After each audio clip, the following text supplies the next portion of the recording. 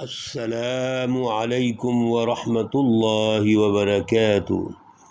اعوذ باللہ من الشیطان الرجیم، بسم اللہ الرحمن الرحیم۔ وَيَقُولُ الَّذِينَ كَفَرُوا لَوْلَا أُنزِلَ عَلَيْهِ آيَةٌ مِّن رَّبِّهِ قُلْ إِنَّ اللَّهَ يُضِلُّ مَن يَشَاءُ وَيَهْدِي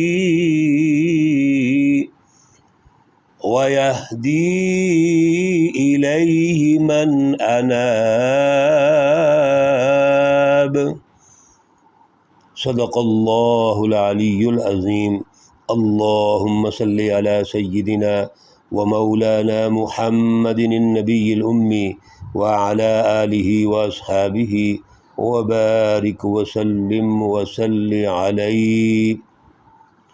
معزز خواتین و حضرات، آج جن آیات مقدسہ پر درس قرآن ہو رہا ہے، آیت مقدسہ نمبر 27، 28، 29 اور 30 ہے۔ سورۃ الرعد ہے، پارہ نمبر 13 ہے۔ اللہ رب العزت ان آیات کا فہم، شعور اور اعلیٰ نظریہ عطا فرمائیں، اور پھر عمل کی صلاحیت اور توفیق عطا فرمائیں۔ گزشتہ درس میں اللہ رب العزت نے اس جماعت کا ذکر ارشاد فرمایا تھا جو کامیاب جماعت ہے، کامیاب لوگ ہیں، مومن اور متقین ہیں، جنہوں نے دنیا کے اندر سوسائٹیوں کی تشکیل میں اپنا کردار ادا کیا، اپنا تن من دھن اس کے لیے قربان کر دیا، اللہ رب العزت کو بھی خوش کیا اور خدمت انسانیت بھی کی۔ یہ لوگ جنت میں جائیں گے، نقد اللہ دنیا میں ان کو جنت عطا فرمائیں گے، عدل، خوشحالی، امن کی شکل میں، اور پھر دنیا سے جانے کے بعد اللہ رب العزت جس طرح ان کا استقبال فرمائیں گے وہ سارا اللہ نے ذکر ارشاد فرمایا تھا۔ اور اس کے ساتھ وہ جماعت یا وہ گروہ جنہوں نے نقض عہد کیا، صلہ رحمی کی جگہ قطع رحمی کی، فساد فی الارض کیا، انتشار پیدا کیا، ظلم پیدا کیا سوسائٹی کے اندر، اور اپنا کردار منفی انہوں نے اختیار کر لیا، ان پر اللہ کی لعنت ہے، اور ان کا جو انجام ہے نقد انجام دنیا کی جہنم، اور پھر آخرت میں بھی جہنم ملے گی۔ دنیا کی جہنم کیا ہے؟ انتشار، فساد فی الارض، فرقہ واریت، جھگڑے، فسادات، صبر و تحمل کا نہ ہونا، آپس میں جتنے بھی تعلقات ہیں ان کا کمزور ہونا، توڑ پیدا کرنا، ایک میاں بیوی سے لے کر آخری قومی زندگی اور بین الاقوامی زندگی تک یہی ہوگا۔ جیسے آج ہمارے ملک پاکستان کی مثال ہے، یہ جہنم کا گہوارہ ہے۔ یہاں پر آج اگر ہم غور و فکر کریں تو ایک بات بھی اللہ رب العزت کی رہنمائی کے مطابق نہیں ہے، کوئی ادارے کی تشکیل اس کے مطابق نہیں ہے، مینجمنٹ اس کے مطابق نہیں ہے۔ اس لیے یہاں پر بظاہر ہم مسلمان ہیں، مساجد موجود ہیں، مدارس موجود ہیں، لاکھوں کی تعداد میں لوگ مذہب سے وابستہ ہیں، لیکن عملاً پریکٹیکل عمل و کردار کے اعتبار سے ہم بہت پیچھے ہیں۔ یہاں پر ایک دوسرے کے ساتھ ہم دست و گریبان ہیں، ہم معمولی سی بات کو بھی برداشت نہیں کر سکتے، بلکہ اللہ کے وسائل پر قبضہ کرنے کے بعد ہم ظلم کرتے ہیں۔ اللہ کے وسائل اللہ کے ہیں، دوسرے ہمارے بہن بھائیوں کے ہوتے ہیں، لیکن ان وسائل کو حاصل کرنے کے لیے ہم جھوٹ بولتے ہیں، ہم فراڈ کرتے ہیں، نقض عہد کرتے ہیں۔ یہی ہوتا ہے انتشار فی الارض اور فساد فی الارض۔ اللہ رب العزت نے بڑے خوبصورت انداز میں رہنمائی ارشاد فرمائی ہے آیت نمبر 27 میں، وَيَقُولُ الَّذِينَ كَفَرُوا لولا انزل علیہ آیۃ من ربی، یہ کافر لوگ کہتے ہیں کیوں نہیں اتری ہم پر اللہ رب العزت جو کوئی نشانی نازل کرنا چاہتے ہیں، وہ نشانی کیوں نازل نہیں ہوئی؟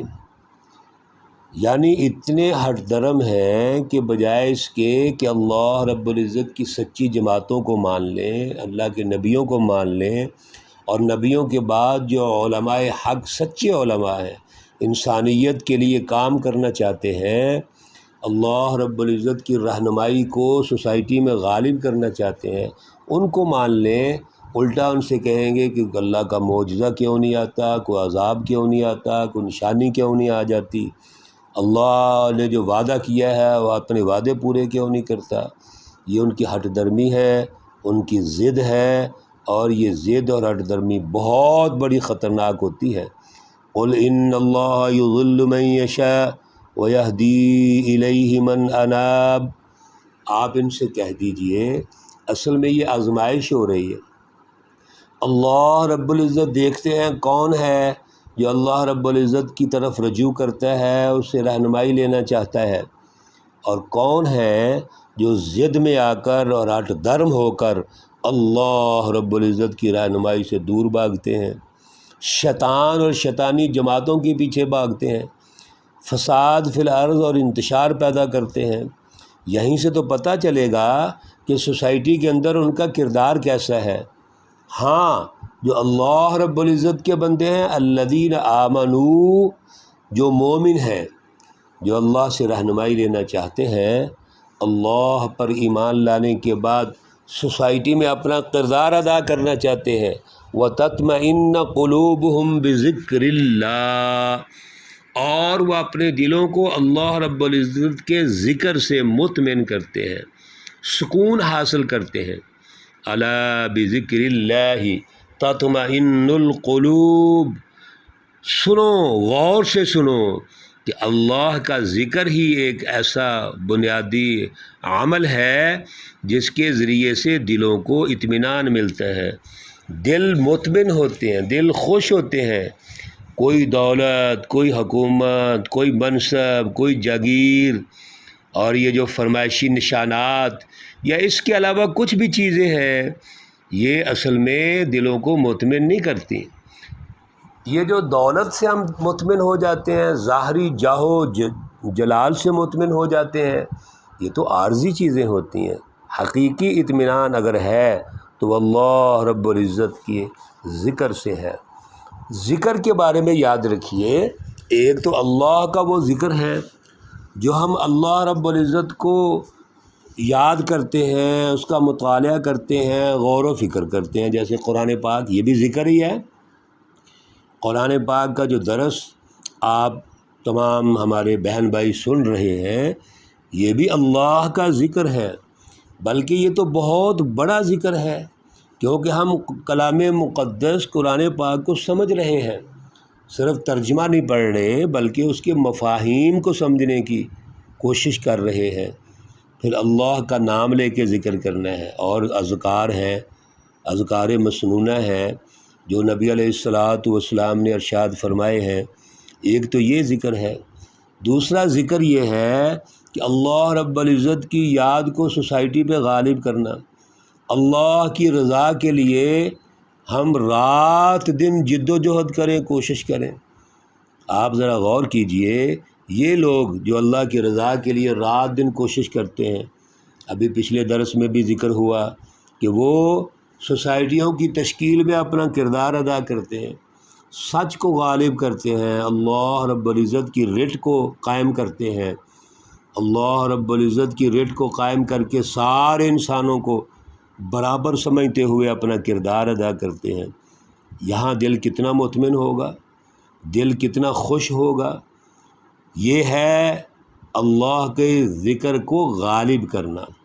تو اپنی زبان سے جو ہم ذکر کرتے ہیں، یہ تو انفرادی ذکر ہوتا ہے، اصل میں ذکر ہے سوسائٹی کی تشکیل کرنا، اللہ کی رضا کے لیے اللہ رب العزت کا خوف پیدا کر کے اپنے دلوں میں سوسائٹی کے اندر اس کی رٹ قائم کرنا، اور پھر انسانیت کو برابر سمجھتے ہوئے ان کے حقوق قائم کرنا۔ عدل کا نظام قائم کرنا، سیاسی عدل، معاشی عدل قائم کرنا، اس کے نتیجے میں جو سوسائٹی تشکیل پائے گی اس سوسائٹی میں بھی اطمینان ہوگا۔ الذین آمنوا وعملوا الصالحات، یہ جو سچی جماعت ہے، مومن ہیں جن کا کردار اچھا ہے، جن کی پرفارمنس بہت اچھی ہے، طوبی لہم وحسن مآب، اصل میں اللہ رب العزت ان کے لیے خوش ہوتے ہیں، انہی کا اصل ٹھکانہ ہے۔